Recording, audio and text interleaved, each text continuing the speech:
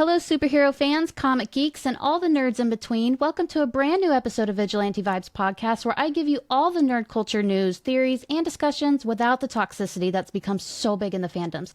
I'm your host, Megan Nicole, and today I am joined by a guest I am so excited about. You've probably seen his work all over the internet, especially when he's in disguise as Hulkling with Wiccan by his side. Please welcome Nathaniel Dolquist. Hi, everybody. So nice to be here. Thanks for having me, Megan. You're so welcome. Thank you for being here. Why don't you tell us some about you? Yeah. Oh my gosh, I would love to. So my name is Nathaniel Dolquist. I grew up in Denver, Colorado, and also lived in Kansas and Missouri. I was born in South Carolina, just been all over the place. And I went to college on the East Coast. I lived in New York City for about 6 or 7 years. I got stuck on a cruise ship during COVID for a couple of months, and God. that was a whole journey and a half. And now I live in Los Angeles. So here I am in LA, and about a year ago, and we'll probably talk about this some more, but this Hulkling and Wiccan project actually developed because I was really ready to see some representation that mattered to me and felt like it reflected me, not just in the comic books, not just in comic land, comic world, but on the big screen, or at least on the little screen. And I am so happy to say, and if you haven't watched Agatha all along, please go do that as soon as you can, because oh my gosh, do I love that show. But I'm happy to say that it looks like representation is becoming, it's happening, and it makes me excited because I love lesbians. So Who doesn't love themselves a good lesbian? Let's be honest. They're God's creation, that just gift that keeps on giving. You were on a cruise ship for a few months? Oh my God. Oh yeah, for 2 months I got stuck on a cruise ship, and it was quite an adventure. It was a German cruise ship. They treated us very well. We did not suffer. It was totally fine. Honestly, that's not the experience everybody had, but that is the experience that we had on our ship. And oh yeah, I got to know a lot of really wonderful people from around the world because we were all just stuck there on a floating hotel for 2 months, and really developed some beautiful friendships through that. So as horrible as that time was, I'm very grateful that I met those people. My gosh, I love your positivity. It's just so infectious. Oh, it's so good. But added to your positivity, you're an actor, a singer, even a circus performer. Would you say these talents came naturally to you, or were they something that you had the go-getter attitude to go grab it? That's a great question, actually. I would not say... It depends on your definition of natural. I certainly did not wake up one morning and was like, look at this pot of skill that I have been gifted by the dream fairies. That did not happen. Although, as my ballet teachers in New York City love to say, some people do have what they call a facility for certain things, but that has more to do with, your genetics and the way your body is built. I have pointy ballet feet, and to be totally honest with you, I didn't do anything to deserve them. It's just my arches and my foot are high. That was a freak of nature genetic moment. And other people wish that it were really easy for them to do that, and I feel very lucky that it was easy for me to just point my feet. However, all of those things are also skills that I went out and sought out. I've always made it a priority to seek out the best teachers that I can afford or find, and those mentorship relationships have always meant a lot to me, because I believe that if you really want to get better at something, and it's something that's truly important to you, you go find someone who's wonderful to teach you, and you'll learn more than just the skill. You'll actually, absorb some of their wisdom and knowledge, some of their experience. Hopefully they're a really great person to work with, and they will help, make it not just a skill you learn, but help you develop as an artist and as a person as you're learning new things. I love learning new things. It gets me so excited. I love that. I feel like people aren't up to learning new things as much anymore. I think people are kind of taking the easy way out of things. And I get that. Learning a new skill, becoming, well, in your case, a professional at that skill, I think that's a skill in itself, wanting to go out and venture out and start that kind of journey. Yeah, I own a tutoring company and work with a lot of high school level kids, and I can teach them many things. But one of the things I cannot teach them is curiosity. And I believe that curiosity is one of the most undervalued traits around today, because I think that curious people, it's really hard to get anything by them because they're always asking questions. They want to know more. That genuine desire to know more can help people connect, not just with skills or things they want to learn, but or like school, but with other people. Because if you always want to know more, then you're acting from a place of empathy right off the bat, and compassion. In my experience, people who are curious act with a lot of compassion. It's like if you ever read the Lemony Snicket like series of unfortunate events book, there's a line in there where he says something like, "Most evil people don't read." Or like, like if you're a person who reads a lot, it's like unlikely that you're evil. Yeah. And I just love that because it's right. It's true. People who are always seeking to learn more about others are going to develop their empathy, and it's hard to be evil when you care about other people. That's true. And if you are that developed in reading, you can see things from so many different perspectives instead of looking at something very narrow-mindedly. Yeah, absolutely. So I really encourage my students to develop their curiosity. I also, people ask me a lot of questions about these skills, like, what's it like to do circus? What's it like to lift weights? Like, how did you get in shape from when you were not in shape, when you were, younger? And my answer to them is always like, follow your curiosity. If you're curious about something, go find out. We live in an age where information is very accessible. So go find out. Go do some research. Go down the rabbit hole and see where it leads. Because the reason I got into circus is because when I was on the cruise ship, there were 3 circus performers who were training. They were employed by the cruise ship, but we were stuck, so they couldn't perform. But they still had to train to stay in shape, and I watched them, and I was like, that looks so fun. And my question was, does it feel as fun as it looks? And the answer is yes, in case anybody is wondering. Flying, like flying on aerial straps, which is what I do, is truly exactly the feeling that you think it is, but it takes a lot of bruises and a lot of working out to get there. A lot of conditioning. Oh, I'm sure. It's that now I have to go try it because I've always wanted to fly. Like that looks amazing. Oh, highly recommend. It can be a little bit scary, but there is something for everyone. Like if you're curious about something, go do it. Go take a class. Go take a shot. What's the worst that could happen is like maybe you don't like it or it feels a little embarrassing. But like if you're trying something new, it's always going to be a little bit hard.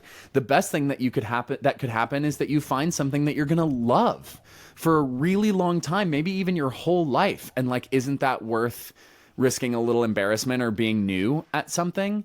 Like I always think that it's worth the shot to say like, maybe this is something I could really love.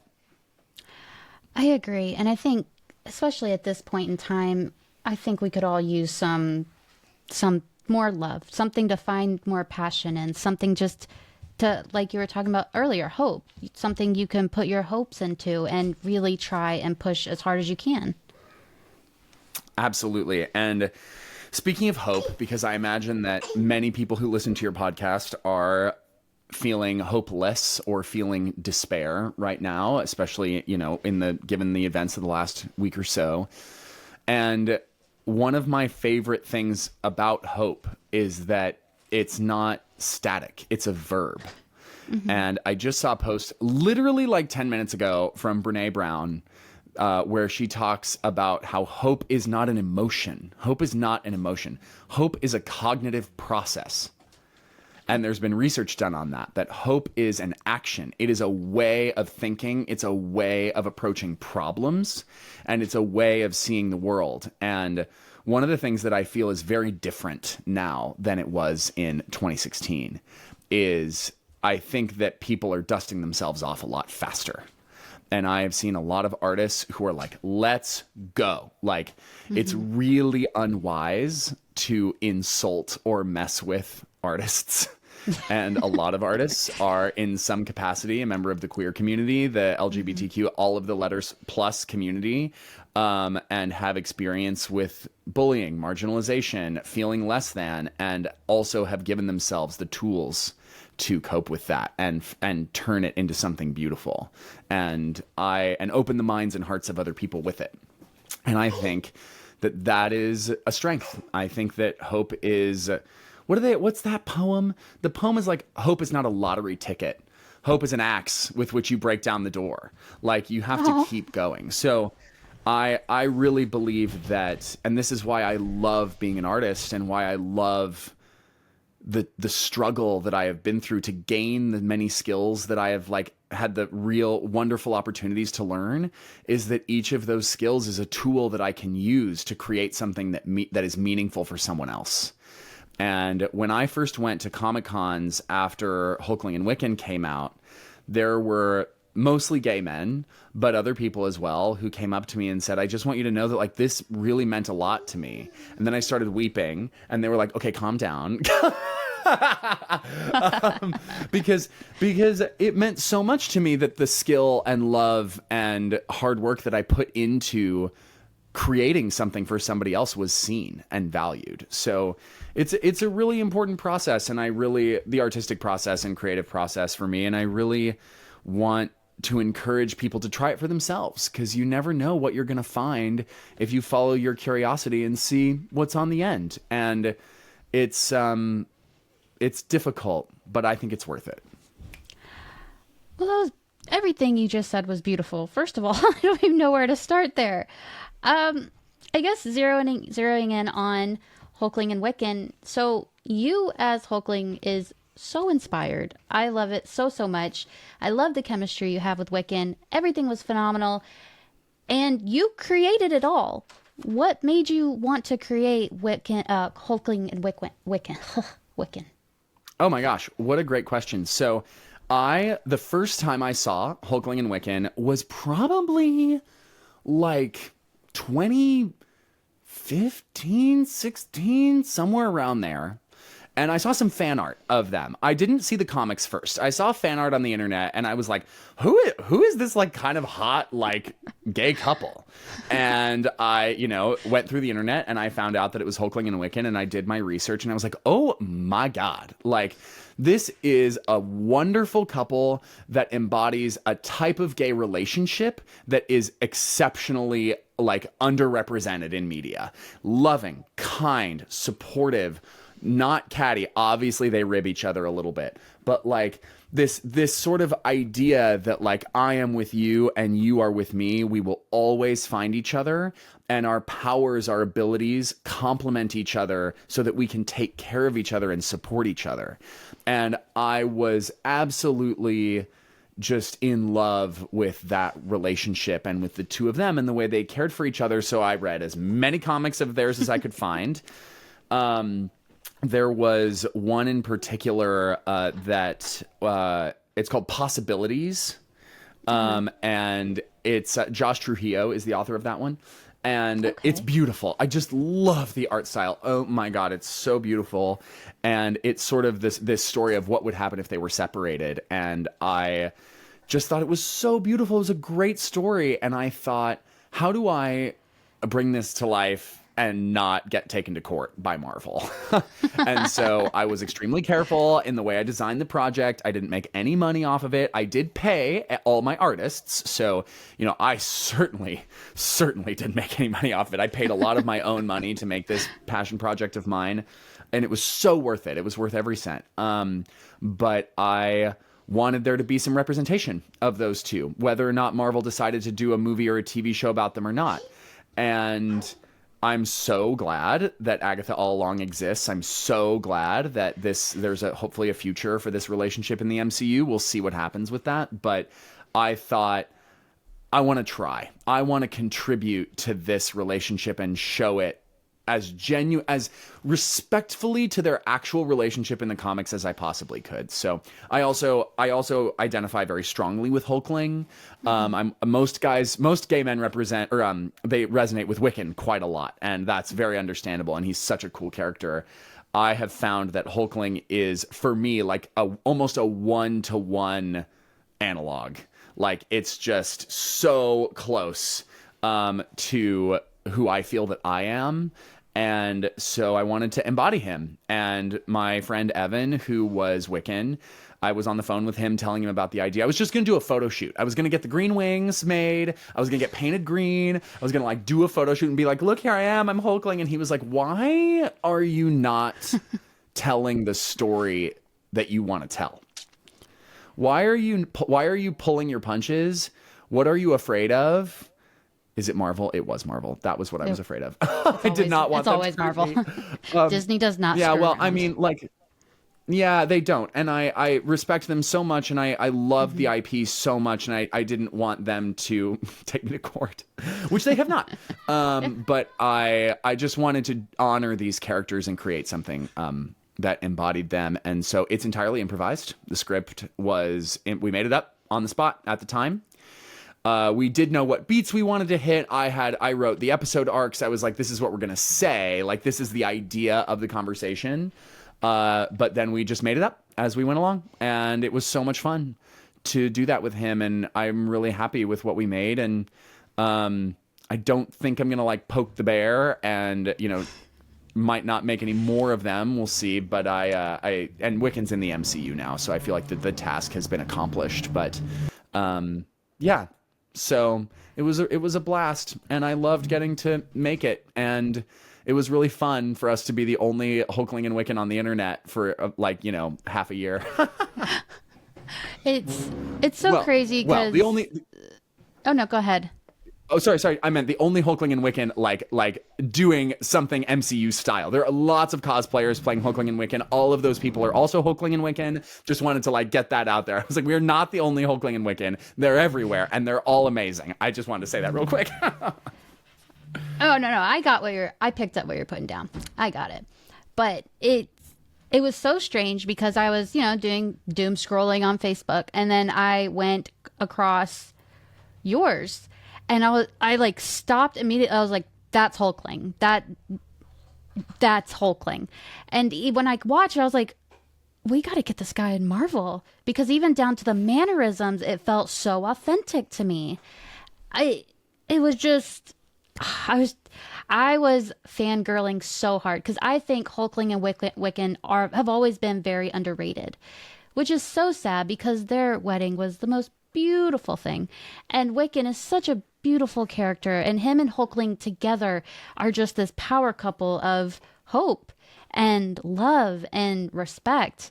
They do, like you said, they do rib back each other back and forth. But I mean, who doesn't do that in a relationship? But I think you absolutely nailed it. And Marvel is insane if they see it and say, we have to sue this guy. Well, they might, because they're like, he's doing it kind of better than we got it. So well, in order to get ahead of that, I did pitch it to them. I sent them a pitch. I wrote an entire TV show that I pitched to them, and I think it's really fun. Obviously, I did not know that Agatha was going to come out and do what it did, which is totally fine. Never heard back from them, but I sure tried. I wrote a 40-page pitch deck basically for this Young Avengers TV show that I think would just be so fun because it's in the same kind of style, not all the same stuff, but I think those characters have a lot to offer. And I think that the Young Avengers especially were really, honestly, pretty ahead of their time. Those comics are like several decades old now, some of them.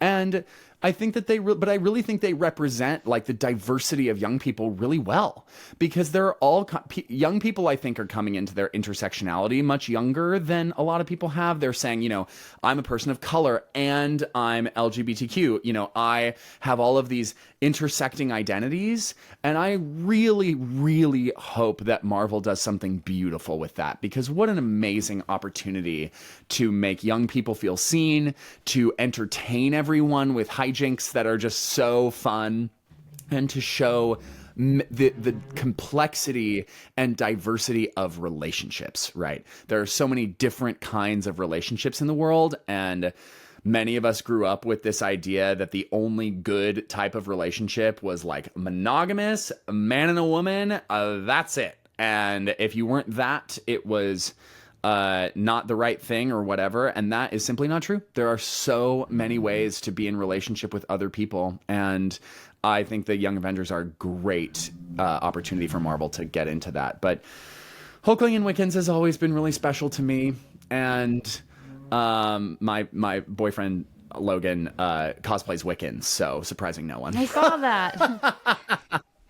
So, speaking of Wiccan, what did you think about Agatha All Along's interpretation of Wiccan? I personally loved how they included he was gay, because I was scared. I thought it'd be like, they might just hint at it, but they went hard on that. You know, I think that Jack Schaefer deserves awards for that show. I loved it so much. And you know what, though? To be totally honest with you, as much as I loved seeing Wiccan and loved that he was actually gay and loved that we had a gay kiss and loved that we had his boyfriend, I loved Rio and Agatha. Yes. I just thought that was so fantastic. And I thought, and you know, like I have a boyfriend, like I'm a queer man who is, you know, mostly has relationships with men. And I watched that relationship and I was like, this is so real. Like, this is how the world is. It's complex, it's messy, it's fun, it's hot, it's exciting. And I was in that show for that relationship. I thought it was beautifully done. I really enjoyed it. And it made me think. It opened the windows of my mind to think. To be totally honest, I don't think about lesbian relationships that often. But I sure enjoyed thinking about them watching Agatha All Along. And I was like, this is what we need. We need people to be thinking about and normalizing as many types of love as there are. So I just think that was wonderful. I loved the show. As my... You know, will they make another one? I don't know. Who knows? Everything you're seeing on the internet is a lie. Like, there's that's all just internet babble. Please, like, everybody calm down. But I loved it so much. And I'm a person who's like, please don't like try and make more if it's going to be bad. So, you know, we were all nervous about Agatha All Along and weren't sure how it was going to go. It exceeded all of my expectations. And as my Irish host mother loves to say, oh, Nathaniel, we've had an elegant sufficiency. Let's not make it a vulgar abundance. So I have certainly had an elegant sufficiency. It's perfect. I would love more. I don't need more. But I would love more, and we'll see what happens. I hope that Marvel takes its popularity and the fan response to heart and sees how much we loved it. Or I loved it. I can't speak for everybody, but I loved it. I believe they are, because some of the categories that they put Agatha All Along in to win awards, they have to show proof that there's going to be more series to that, or it wouldn't be able to be in that category. So either they mean a season 2 or they mean Vision Quest. Either way, I need to see Billy, I need to see Agatha's ghost, and I need to see more. But like you said, I need it to be the same quality. I need Jack Schaefer to be ahead of everything. Actually, I need her to be head of everything. Just take Kevin's seat. I don't care. She's amazing. So what are we learning from this? We're learning that people love things that are a little queer. Yeah. People love things that are a little weird. Mm-hmm. People love things that take big risks and take big swings. People love really great actors embodying roles that have some complexity to them. And I think that cast did a fantastic job. I mean, like, come on, like, so amazing, just so amazing across the board, in my opinion. And I really would love to see more shows like that. I thought the show was really good TV. It wasn't just good Marvel. It wasn't just a good superhero story. It was good television. Like, it was fun to watch. I designed my entire life around Wednesdays for like a month and a half because of that show. Like, I literally could not wait for Wednesday. And I watched that show the second it came out every single Wednesday because was not able to use the internet until I had seen it because I'm not going to spoil things for myself. And B, all my friends were going to be texting me. So I was like, let's watch this show as soon as it came out. And I loved doing that. I thought it was really fun. I thought so too. I mean, going back to people do love this kind of content. I'm a straight woman. I'm a married straight woman with kids. And even I was like, okay, everyone loves this show. I don't want to hear anyone say, oh, it's too woke. It's too this. It's too that. No. you're being picky and choosy right now. It was phenomenally done, and it's like you said, it showed perfectly different kind of relationships. It's not just a man and a woman. It's doesn't have to be a man in the lead. It can be 4 super gay witches and Billy. So I thought it was just so well done. And I think it did open a lot of eyes to, like, you know, it's a pretty gay show and you still liked it. So maybe you can give other things a try too and not be so in your head about it. Oh, totally. Do you have a favorite episode or a favorite line? Oh gosh, I think my favorite line is when Lilia goes after Billy and Jen says, "Oh, she used his full name," when she says teenager. Yeah. Oh, yeah. Oh, my God. I love... You want a straight answer? Ask a straight lady. I just love that so much. I thought it was... I was like, this is what I came for. Like, this is so fantastic. Oh, when Billy said, "No, I don't want to go back in the closet," I lost it. That is so, I feel like that was very much Joe Locke saying that. And they were like, "You gotta say that." Because that just felt so personal to him and so funny. Yeah, I just, Joe Locke is amazing. I really hope that they continue with him and that Wiccan has a lot more to do in the MCU, because he honestly, I loved Heartstopper too, but like I thought that he'd really developed as an actor in, like, not that there's nothing wrong with Heartstopper at all. It's wonderful. But I watched him in this role and I was like, wow, he's doing it. I was so impressed. I feel like he got more opportunities to really flex his range. He got to be teen who was just so clueless for so long, but still so kind. And then he got to be an angry Billy who's learning things about his life, and he's how mad he is at his mother. And then his power hit him and he was this confident young man. They really did give him a lot to work with. It felt very much like what they did in WandaVision for Wanda. Oh, absolutely. Absolutely. And, you know, the characters are really great. The character development was fantastic. The actors are phenomenal. And it didn't feel phoned in. It felt like everybody who worked on that, I think, really cared about it. And I want there to be more art and more entertainment and more TV shows and more films that feel like they were made by people who really, really cared. Because you can, it's like, you know, they say bake with love or cook with love. That's the secret ingredient. But you can tell. I could tell that everybody loved being there. I loved being a witch, as Lilia said. I feel like you're exactly right, because Hollywood puts out movies that stars just kind of attach themselves to for the money, or because they've always wanted to play this kind of role. But there's never any emotional investment anymore. And in Agatha, there was. And if you don't think so, you can look at the behind the scenes stuff when they first see the road, when they're, you know, in their regular clothes, just regular actors, and they were so happy. Like, at one point, Joe was crying, like tearing up. He was so happy, and we need that passion back. And I think it goes back to your whole talk about follow your curiosity, because I think Catherine Hahn has said that she was like, you want to give Agatha her own show? I guess, why not? And if she didn't follow that curiosity, we wouldn't have that. We wouldn't have that representation for Billy and for the gay community. And it's just, and all the witches. So I think this wrapped up really beautifully. Yeah, I totally agree. And speaking of the witches, there's another dimension of this representation, which is different spiritual practices.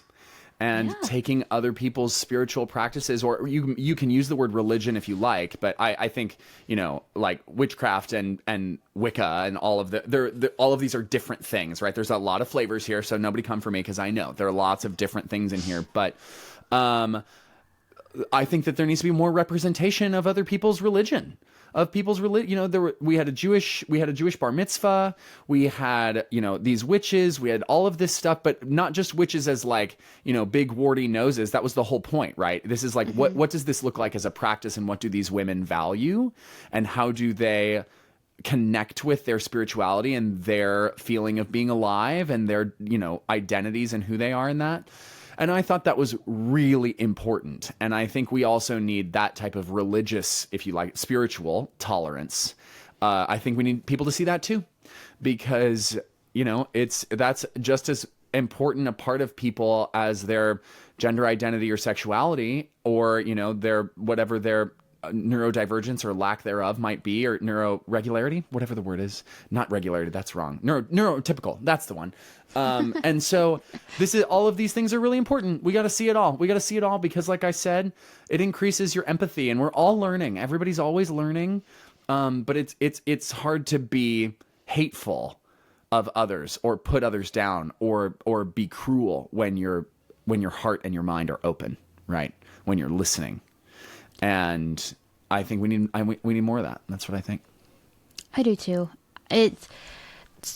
People are made up of so many different beautiful things. Their religion or spirituality, their what they identify as, who they identify as, who they are in this world, and it's all one big recipe into one person. And we should see the different ingredients. We should have people be able to say, like, that's like me.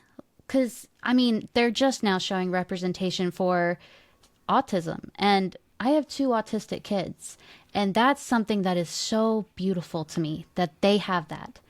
And now, like with Agatha, there's so many different ingredients that everyone can look at and say, I'm like that. I get that. And it feels like changing is going in the right direction now, and that it stopped for a little bit. But now I feel like we're persevering very, very well. And I hope it continues. I do too. I hope it does too. And you're exactly right that neurodivergence and learning differences and other, ways of being a person, different types of brains, we need to see all of that too, because, I have several students with, anywhere from mild to severe learning differences, learning disabilities. And one of the things they've struggled with is just that people don't understand because they're not exposed to it. They don't know what to do, or they don't know what it is. And when you don't know, it can be things that you don't know can be scary, right? The unknown can be frightening, but once you know, there's no problem. There's no problem. It's totally fine. You just have to know. You just have to know first, and that's why it's really important to see that type of representation as well, because we just need to see more people. We need to see more people, more types of people, and see them being human beings, because that's what we are. That's what we all are at the end of the day. It's just human beings. So. We've come a very, very long way from it only being straight, white people on TV. And at some point, we will get representation of every kind of person. And I am so, so very excited for that.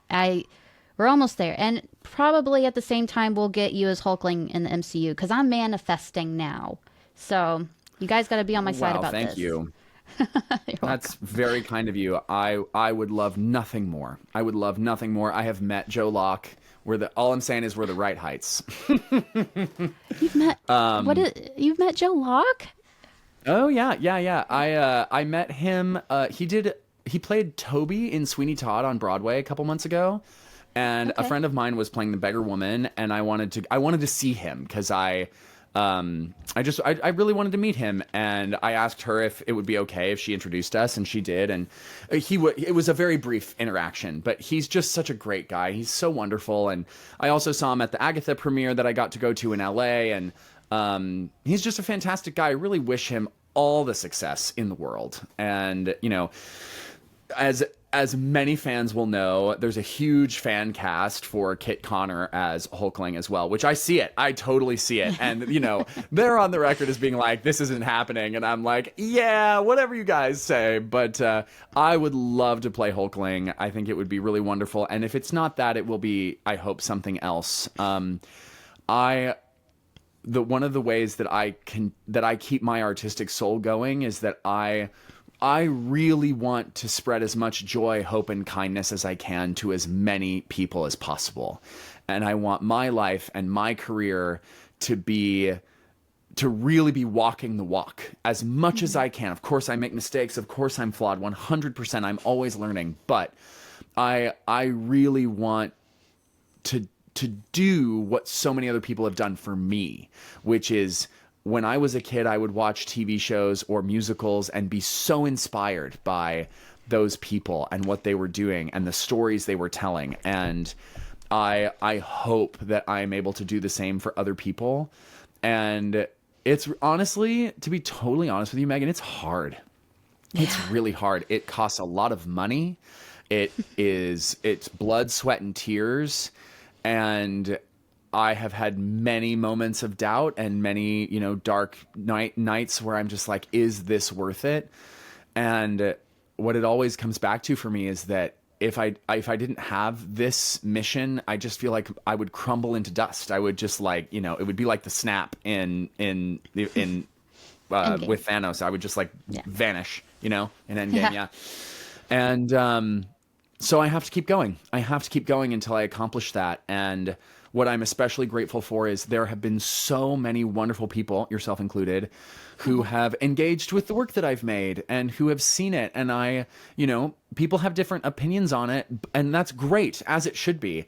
And I'm just glad that there have been some people who have seen it and felt like, oh, this is a good thing. Like we want to have more of this, because that's what I want to do, is create things that other people find valuable, or put up mirrors so that they can see themselves and know that someone sees them. That's what I want. It's funny. I have two friends. They're a married couple. Both of them, they make comic books called Bleeding Rainbow Comics, and it's all for inclusion and the LGBTQ plus community. And I told them, do you guys know who I'm going to interview? And they're obsessed with Agatha, Wiccan, Hulkling. And I sent them your video, and they're like, you're going to talk to that guy? We were just talking about that guy. We love that guy. So I thought I found something on my own. I thought I was just ahead of the game. But no, everyone loves you. You're such a big deal. And so I hope you do know that you are making a difference, because they said themselves they don't get to see their favorite characters, I guess, move or act or be played out, but they did. And they both told me to tell you they're eternally grateful. That is extremely kind. Thank you. I'm very emotional. You guys probably can't see it, but that is, thank you. I really appreciate that. It's everybody who is trying to make a difference in the world knows how hard it is. Everybody who is trying to overcome prejudice, overcome negativity, overcome barriers or gatekeepers knows how hard it is to keep going. And it's so difficult. But one of the reasons why I have so much hope right now, even given, the last week that we've had with the election, with all the things that are going on, is that the people that I know have big open hearts and skills up the wazoo that they have earned because they have worked really hard on them.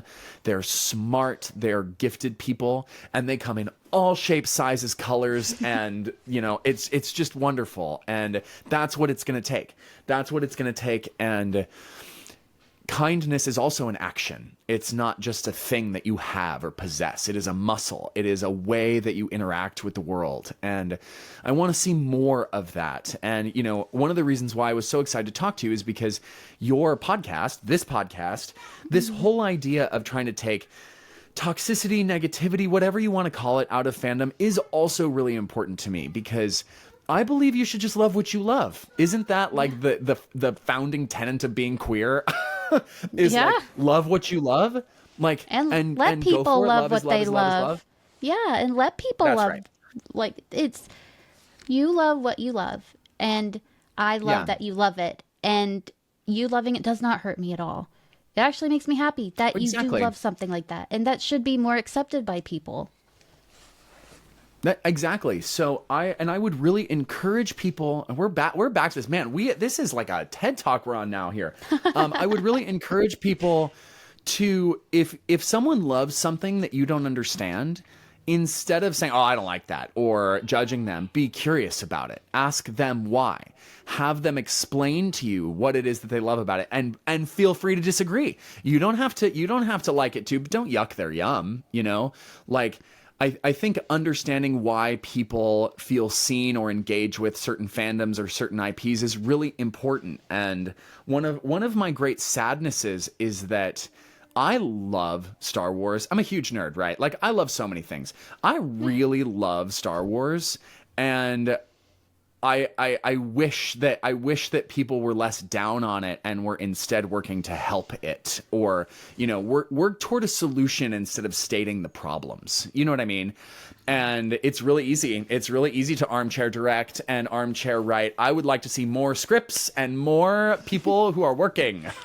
Like, yeah. I have a rule with basically everybody in my life that you are not allowed to give criticism without also offering solutions to the problems you're pointing out. Because if you are just going to sit here and criticize me, please leave. And social media has made that very easy for people to do. To criticize and then leave. It's bullying is what it is. It's honesty without like temperance is just cruelty. Honesty without kindness is cruel. Can be cruel. And so I really believe that. And I want people to, you know, give me honest feedback and tell me how they feel or things that they, you know, think maybe could have been done differently or better. But you got to offer me the solutions and the way to do it, or do so kindly and say, hey, look, I don't have a solution for this, but I would love for us to think about, what about this, this, and this? There are so many ways to contribute and create things without being judgmental or nasty to people. Be kind. Come from a place of support.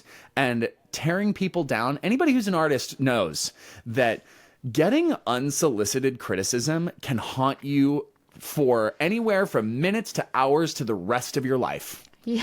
And I wish people did it less, honestly. I wish people offered less unsolicited criticism. But not that I've received a lot, let's be honest. But I'm trying to be a big boy here. But the other thing is, I think everybody should know this. The fastest way to an artist's heart is to engage with their work. And if you want to see more projects that you love, reach out to those artists and support them by telling them you love what they're making.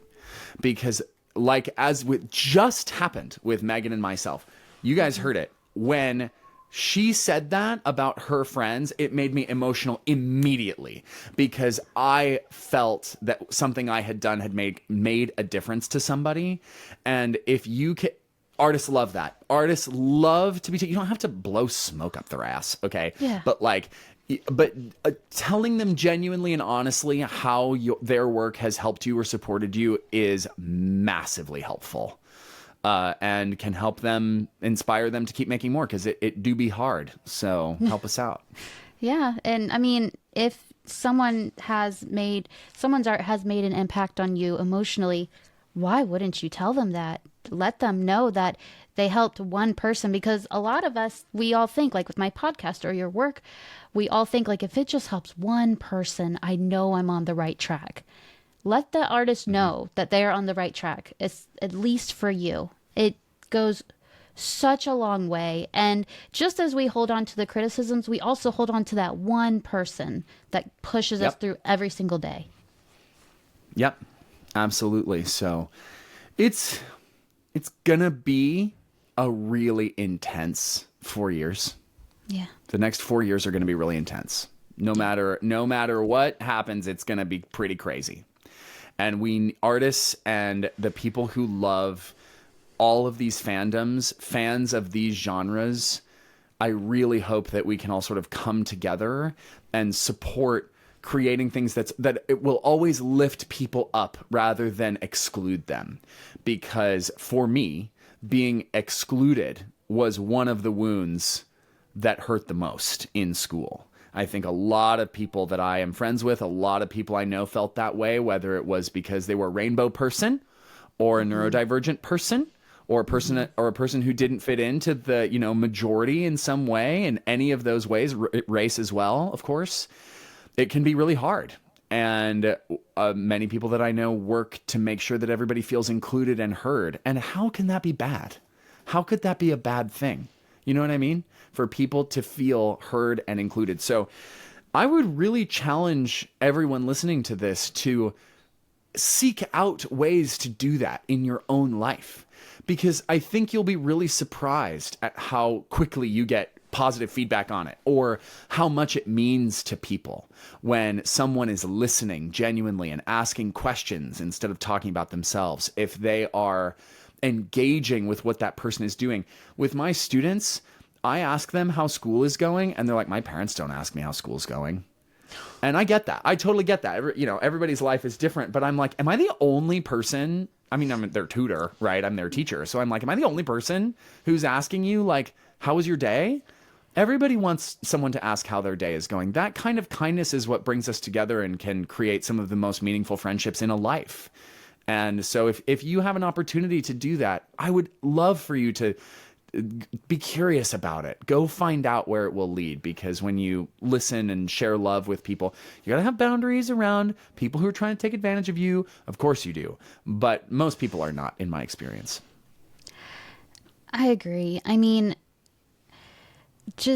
like you said, just asking how someone's day is, just go out of your way to say hi. Or like what I try to do, I try to give one compliment a day to someone, whether it's online or it's in person. So like yesterday, I was at Walmart and this older woman, I complimented her lipstick. I don't even wear lipstick, but she looked like she felt good in it.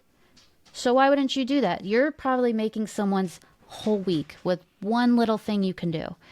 And that's what we really need at a time like this. We need everyone to push as much positivity as you can, let people know they're not alone, and let people know that they're safe with you.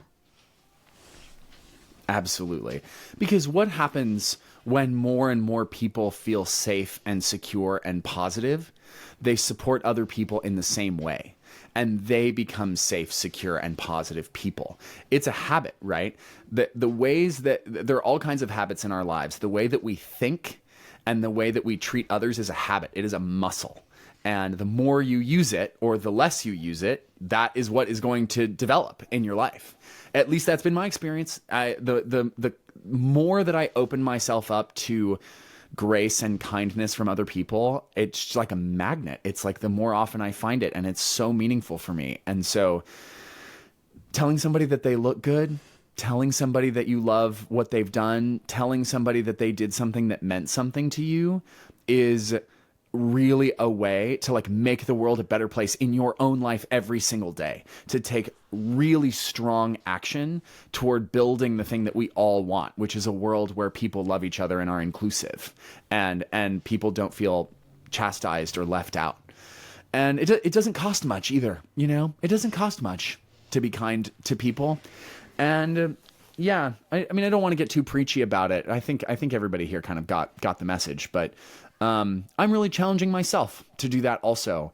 I'm challenging myself in this really tough period to lift up my friends who are in despair and let them know that I will fight for them, that I am on their side, that I am creating things that are built for them to give them hope, and to give them a way to feel their human experience, to feel their emotions.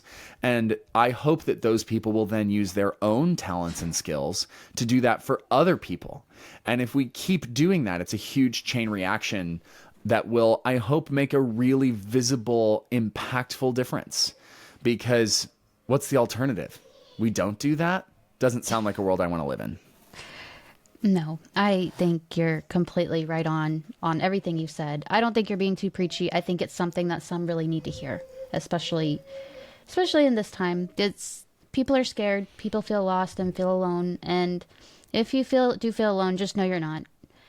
I know it feels like it, but a lot of people feel the way you do. And there are a lot of people who want to know how you feel. So if you are feeling that way, please reach out to anyone. God, I'm going to cry.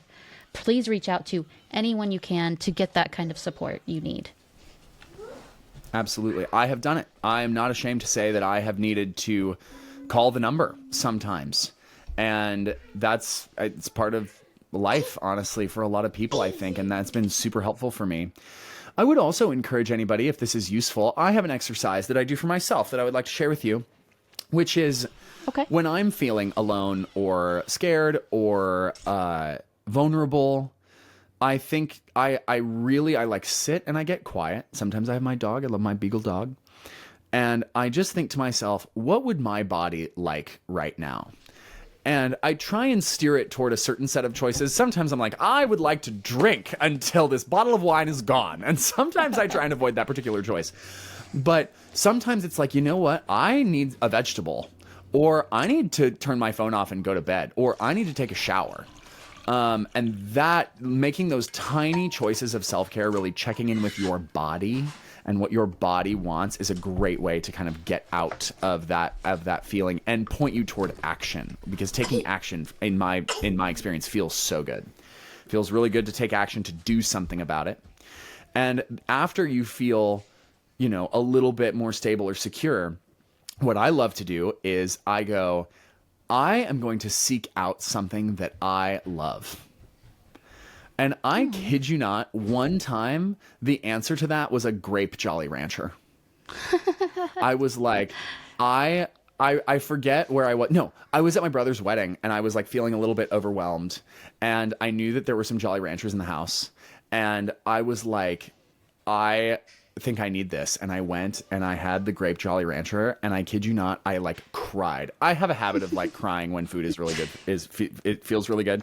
But I cried, because I thought, I really love this. Like, I gave myself a little gift, and it helped me much more than it should have. Honestly, I was like, oh, I'm surprised by how helpful this was. And, very soon I'm going to, maybe I need to play video games for a couple of hours. Maybe I need to cook a meal. Maybe I need a hot meal, and I'm going to give it to myself.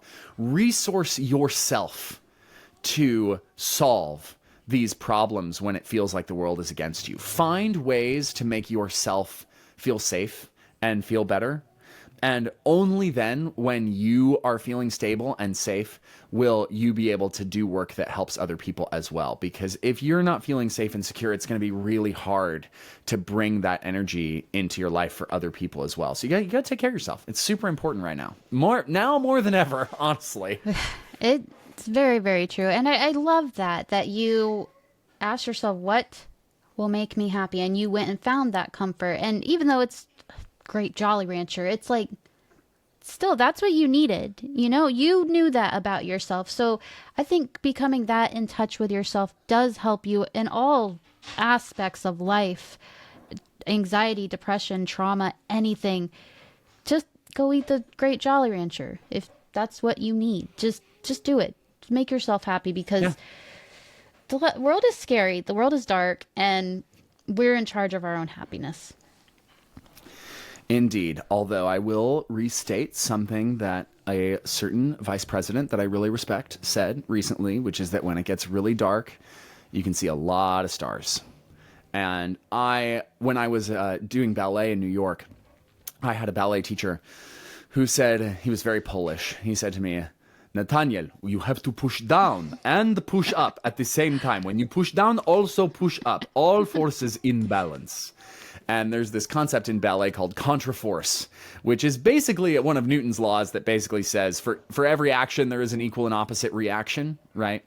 And I feel very much that based on what's happening in the world today, it is my choice to be the equal and opposite reaction, and to bring hope where I see despair, and to be myself where I see people who are hiding in ways that are safe and in ways that are not safe. You know what I mean? And so I really feel like the more ourselves we can become, and the more joy and love and light we can bring into our lives that directly helps other people. It's not just for me. There's a nice side effect for myself, though. But the point is to help people who are in situations that I was in, people who were in the closet, people who felt like nobody saw them, people who felt like they were different and weird, or that, my parents were pretty understanding and pretty great to me, but some people's parents are not that way. Some people's families do not support them in that way, and that's really hard. And the more of that we can share with others, I think the stronger we'll be. So we have had the most beautiful conversation. I felt like it was a very good for the soul conversation. As we wrap up, do you have any projects that we should keep an eye out for? I do. I have 2 that are in development right now. I'm using my own IP this time so that I don't have to be afraid of Marvel. But one of them is called The Ice King's Heart. And this is the first time I've really talked about it that much on the air, but what I did is I went through my own life and I took times when I had had my heart broken or I felt like I broke somebody else's heart. I took times where I felt like I'd been betrayed and I mythologized them. I turned them into a fantasy story and then I tell them. It's about a 40-minute piece that we're going to divide into little tiny episodes so that it works for social media. And I'm really excited about it. It's going to be really fun. I have the elf ears on. I hired the whole makeup crew. The whole thing is really fun. And then the other project that I'm working on right now is called The Sword of Hope. It's half anthropological research and half theater, basically, half social media piece. But I will soon on my Instagram and TikTok on various places on the internet be soliciting stories of hope from people. I would like to hear stories of hope that people are clinging to in this time and specific individuals who are doing things that create more hope for people. And I have a way that I'm going to compile those and tell those stories as well. And I will probably crowdfund that one also. Like I have been producing all my own stuff. It's under my own steam. I work my day job, pay my taxes, pay my food and my bills, and then turn around and spend the rest of it on like making these projects. And so when that comes out, any help would be very much appreciated. But my Instagram is at Nathaniel Dolquist, NathanielDolquist. That's my TikTok and YouTube as well. So if you need me, you can find me there. I'm on there quite a lot. So, shoot me a message if you hear this podcast because I'd love to hear from you.